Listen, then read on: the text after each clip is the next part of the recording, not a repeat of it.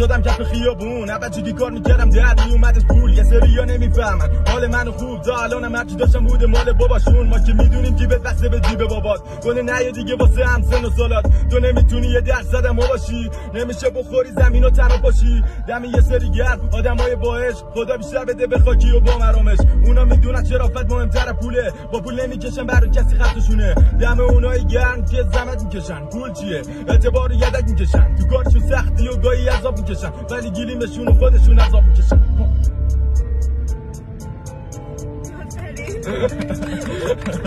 قربون اسم دوست داشتی؟